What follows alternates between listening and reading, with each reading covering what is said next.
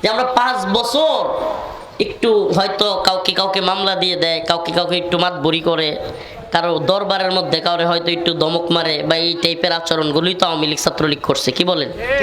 এই অল্প কয়েক দিনের বাড়িঘর ছেড়ে যেতে হয় নাই, বাড়িঘর ছেড়ে দিতে হয় নাই, লাঞ্ছিত এত বেশি হওয়া লাগে নাই, কিন্তু বিএনপির কোন লোক এখন আওয়ামী লীগকে পারলে যেন মামলা দিয়ে সব জেলে উড়ে দেয়। অথচ আমার আপনার নবী পয়গম্বর সরদারে দু আলম সমস্ত কুরাইশদেরকে সাধারণ ক্ষমা ঘোষণা করে দিলেন, জানায়া দিলেন আমরা বিজয়ী জাতি ঠিক আছে, কিন্তু আমরা তোমাদের উপর কোনো প্রতিশোধ নেব না। সুবহানাল্লাহ। একটু পর রাসূলুল্লাহ সাল্লাল্লাহু আলাইহি ওয়াসাল্লাম সাহাবায়ে কেরামকে বললেন, হে আমার সাহাবারা, এই ক্ষমা তো তাদের জন্য যারা জুলুম করেছে, অত্যাচার করেছে। আম্মা বা'দু ফাআউযু বিল্লাহি মিনাশ শাইতানির রাজীম। বিসমিল্লাহির রহমানির রহিম। قل إن كنتم تحبون الله فاتبعوني يحببكم الله ويغفر لكم ذنوبكم والله غفور رحيم. وقال رسول الله صلى الله عليه وسلم لا يؤمن أحدكم حتى أكون أحب إليه من والده وولده والناس أجمعين.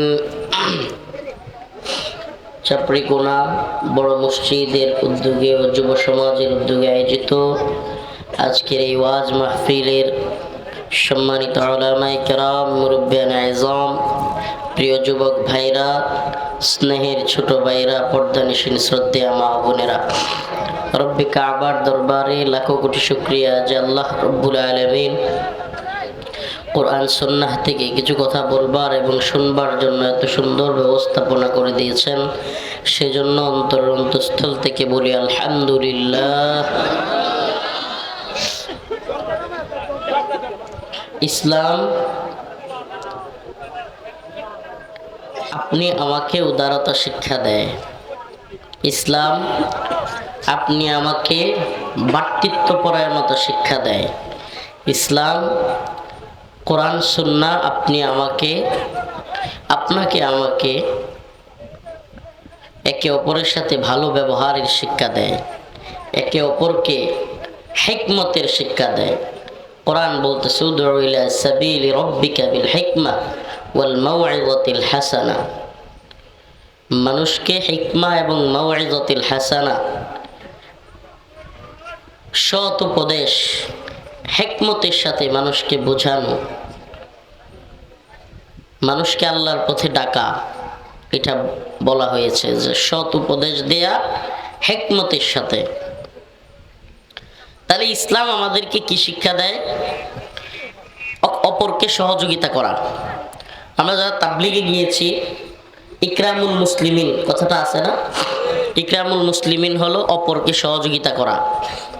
রাসূলুল্লাহ সাল্লাল্লাহু আলাইহি ওয়াসাল্লাম কিংবা তার সাহাবায়ে কেরাম একে অপরকে সহযোগিতা করছেন কি করেন নাই? আমি 2 দিন ধরে জ্বর, অসুস্থ, ঠান্ডা অবস্থায় প্রোগ্রামটা বৃষ্টির কারণে হয় নাই, সেহেতু আবারও এই প্রোগ্রামটাতে আসতে হলো। যদিও আমি 2 দিন যাবৎ অসুস্থ, তারপরেও আসলাম। শুধু কয়েকটা কথা বলবো, বেশি সময় প্রোগ্রাম হয়তো চলবে না, আর আমি নিজেও চালাইতে পারবো না শরীরের অসুস্থতার কারণে। কিছুক্ষণ আগেও মাথা চরম ব্যথা করতেছিল। এখন বিষয়টা হলো, ইসলাম আমাদের উদারতার শিক্ষা দেয়। কিসের শিক্ষা দেয়? ইসলাম আমাদেরকে হিকমার শিক্ষা দেয়। ইসলাম আমাদেরকে একে অপরের প্রতি ভালোবাসা, সৌহার্দ্যের শিক্ষা দেয়।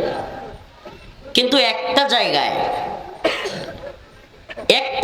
এসা ইসলাম কঠিন থেকে কঠিন, কঠোর।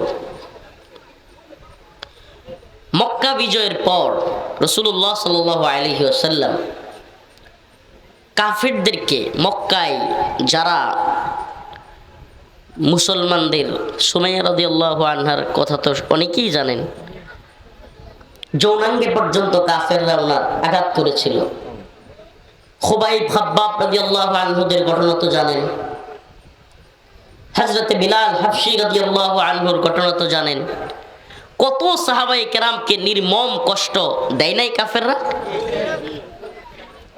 আল্লাহর রাসূল সাল্লাল্লাহু আলাইহি সাল্লাম কেউ তো অনেক কষ্ট দিয়েছে, দেয় কি দেয় নাই? তায়েফে কষ্ট দিয়েছিল কি দেয় নাই?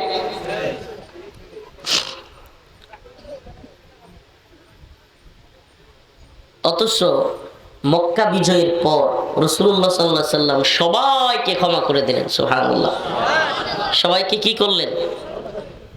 আপনি কল্পনা করতে পারেন, কিছুদিন আগে আপনাকে যেই লোক বাড়ি থেকে তাড়াইয়া দিছে, মারছে, আপনাকে সবার সামনে লজ্জিত করছে, আপনার বাড়ি থেকে আপনাকে তাড়াইয়া দিছে, আপনাকে চলে যেতে বাধ্য করছে, আপনার জমি সবকিছু বাজেয়াপ্ত করছে, নিজেদের দখলে নিয়ে গেছে, আপনার সন্তান, আপনার বউ সবাইকে তাড়াইয়া দিছে, এমন লোককে আপনি ক্ষমা করতে পারবেন?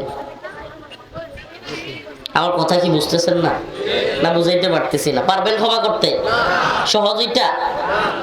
আপনি আপনার এলাকায় থাকতে পারতেছেন না, আপনার স্ত্রী, আপনার সন্তান, তাদেরকে নিয়ে চলে যেতে হচ্ছে নিজের ভিটে মাটি ছেড়ে, আপনাকে মারা হচ্ছে, আপনাকে যন্ত্রণা দেয়া হচ্ছে, আপনার ব্যাপারে তুহমত দেয়া হচ্ছে, আপনি আপনার ধর্ম পালন করতে পারতেছেন না, নামাজ পড়তে পারতেছেন না। এমন অবস্থায় আপনি আবারও আপনার এলাকায় আসছেন বিজয়ী অবস্থায়। আজকাল বিএনপি তো পারে না, আওয়ামী লীগের যারা জুলুম করছিল এদেরকে ছাড়তে পারে? ধর, 15 বছর খুব জ্বালাইছিলি, এটা ধর, কয় কি কয় না? এতটুকুই তো পারে না। অথচ আওয়ামী লীগের লোকেরা কি সব বিএনপির লোকেরা বাড়িঘর পুড়িয়ে দিছে?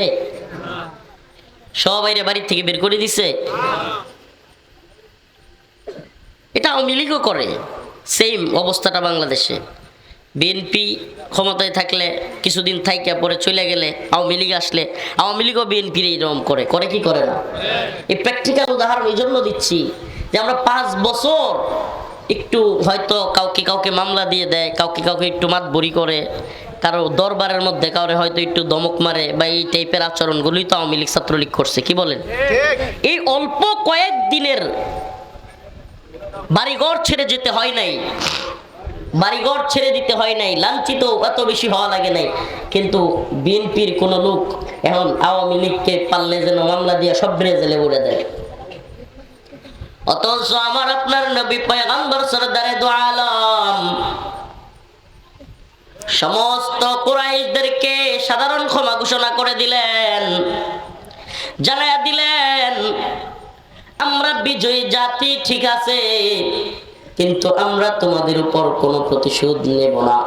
সুবহানাল্লাহ। একটু পর রাসূলুল্লাহ সাল্লাল্লাহু আলাইহি ওয়াসাল্লাম সাহাবায়ে কেরামকে বললেন, হে আমার সাহাবারা, এই ক্ষমা তো তাদের জন্য যারা জুলুম করেছে, অত্যাচার করেছে, যারা বিভিন্ন ধরনের আমাদের প্রতি জুলুম অত্যাচার করেছে, খারাপ কাজ করেছে, কিন্তু এমন কিছু ব্যক্তি আছে যাদেরকে আজকের এই মক্কা বিজয়ের পরেও ক্ষমা করা হবে না। এমন কিছু লোক আছে যাদেরকে আজকের মক্কা বিজয়ের পরেও কি করা হবে না?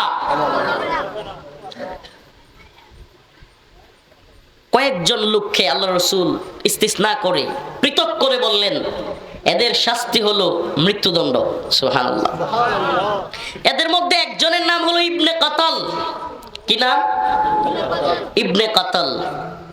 সাহাবায়ে কেরাম বলে, ইয়া রাসূলুল্লাহ, ইবনে কাতাল তো আপনার এই আদেশ শুইনা আপনার ভয়ে কাবার গিলাফ ধরে রাখছে। রাসূলুল্লাহ সাল্লাল্লাহু আলাইহি সাল্লাম বললেন, কাবার গিলাফ ধরে রাখলেও যারা নবী এবং তার রাসূলকে গালি দেয় তাদের শাস্তি হলো ওয়াজিবুল কতল, তাকে হত্যা করো। আপনি কল্পনা করতে পারেন ইসলামের ব্যাপারে কত কঠিন। সমস্ত ফুকাহায়ে কেরাম এ ব্যাপারে একমত সমস্ত ইমামগণ এই ব্যাপারে একমত, যদি রাসূলুল্লাহ সাল্লাল্লাহু আলাইহি সাল্লামকে কেউ কটূক্তি করে, তার শানে কেউ বেয়াদবি করে, মান সাব্বা নাবিয়ান ফাকতুলু, তার শাস্তি হলো তাকে দর থেকে কল্লা ফেলে দেওয়া হবে।